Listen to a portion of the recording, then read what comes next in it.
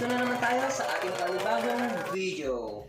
So for this video, i-review naman natin kung anong laman ng bundle na to. Itong nasa likuran ko. So ano nga ba itong bundle na to?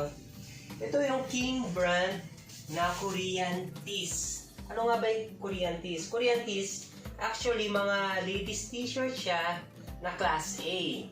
Yeah! So dito, aalaman natin or i-review natin kung ano nga ba yung mga sample content, kung ilan nga ba yung talagang bilang nito, kung paano nga ba yung quality nito, and ano ba may mga samples nito.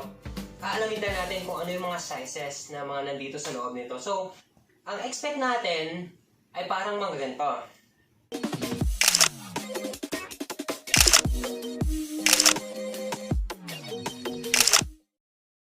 So, ang code dito is K49. Meron din tayong K20 which is yung ladies t-shirt AB or yung tinatawag natin KTs AB. Pero sa video na to, ang i-review muna natin is itong K49 KTs A or ladies t-shirt class A. Nice. Ang expect kong mga laman nito is yung mostly nakikita ko sa internet na pinupost sila sa KTs, which is yung mga ladies t-shirt na mga may printed dito. Yan. So, yun yung idea ko. Pero, titignan natin kung yung mga nakikita ko nga ba is kapareho dito sa mabubuksan natin. So, tara, start na natin to nang makita na natin ang laman nitong K49. So, ganun pa rin guys ha. Sa pagbubukas ng bundle, ingat kayo kasi mahigpit tong mga plehe nito.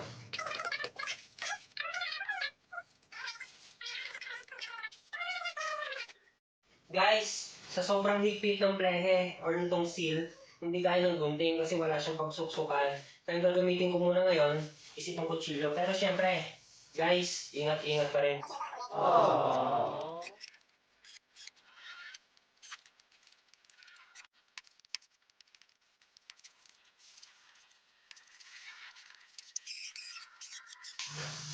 Guys, ulitin ko, ladies t-shirt class A, K49. Ganito ang mga laman.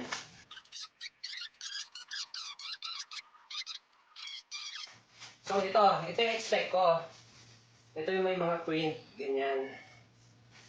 Ayan, may mga print. Ayan yung expect ko talaga sa mga Korean tees.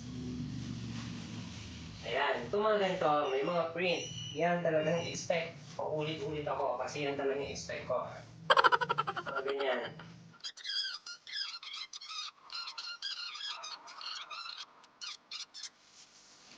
Wala akong masabi sa quality kasi parang mga hindi pa nagamit yung mga tela niya. Katulad niya, no? Ano to? Yan! Expect ko sa Korean tees! Ang ganda! Wow.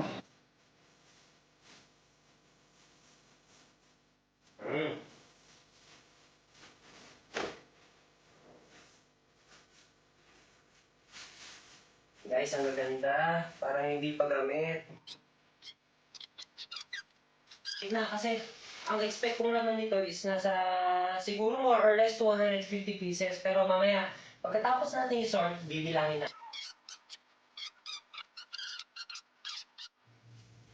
Ito wala siyang print, pero naisama siya. Pero guys, sa ukay-ukay, hindi lahat ng expectation natin is nasa laman ng bundle. May mga nahalo rin na katulad nito. Halimbawa, expect ko pa na print. May mga nahalo rin ganito. Kasi syempre, nasa ukay-ukay tayo. Hindi natin expect kung ano yung mga laman nito. Ang dami nito guys.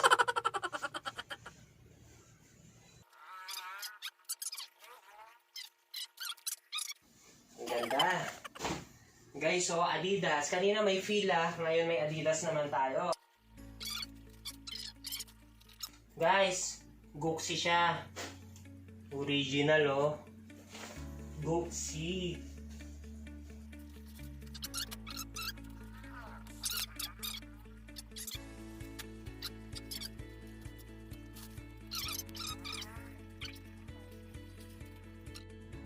So guys, uulitin ko lang ha. Itong nabuksan ko is hindi parehas sa mabubuksan nyo. Kasi yung mga bundle natin, iba-iba yung mga content niyan. Parang yung mga pinakita kong expectations ko kanina, hindi siya kaparehas sa mga nandito. Ang kaparehas lang nila is yung mga printed. Kasi Ito, katulad nito, di ba?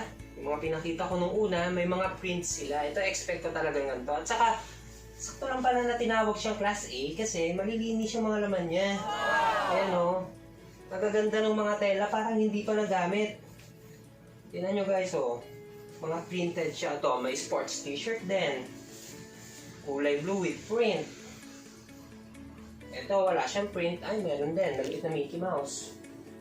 Ito, may maliit din na design. Ito, may print ulit. Another with print. Another with print. Ito, walang print. Pero, ang ganda ng tela. Anong brand to? Oh, Uniqlo. So guys, Uniqlo is original brand. Ang ganda ng tela niya. Ang kapal.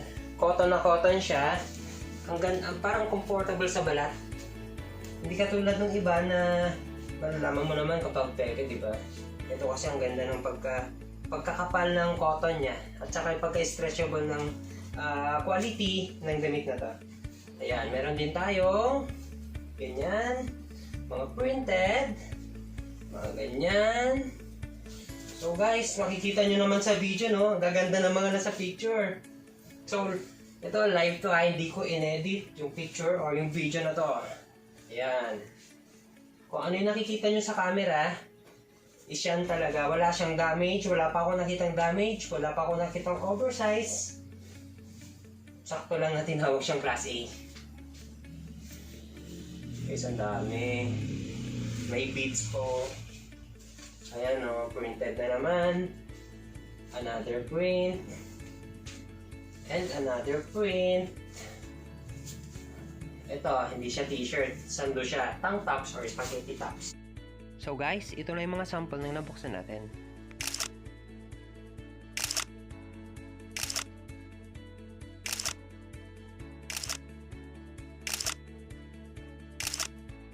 Nakita naman na natin yung ibang content niya. Maganda naman yung laman.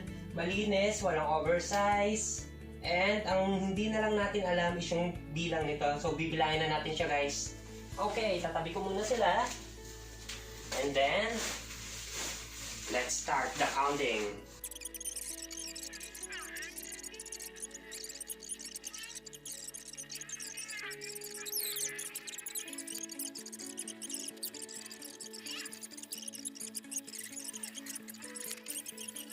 $99 $200 At ang ganda pa ng 200 guys, bagong-bago.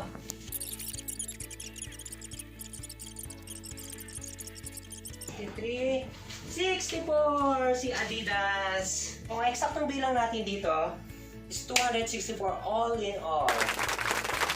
So guys, ang masasabi ko rito sa nabuksan nating bundle, ang expectation natin kanina or ang expectation ko is may mga printed. So check. And hindi lang yon. Sa linis, check siya. Malilinis yung items. Sa quality, check din ako dyan. And sa quantity or yung bilang, check din ako. Tulad nga sabi ko, 264 siya lahat. And ano pa, sa sizes ng mga items na to, katulad nito, ito, check tayo dito.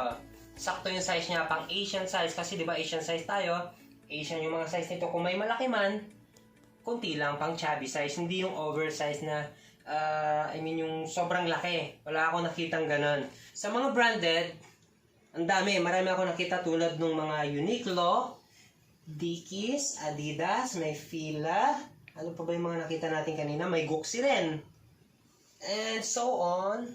So guys, sa mga nabuksan ko, wala akong masabi. Masaya ako dahil may bebenta ko siya na maayos, mababawi ko yung puhunan ko, at sigurado akong kikita ko dito. Kasi magaganda itong mga nabuksan ko eh. And thank you sa panunod ng video na to.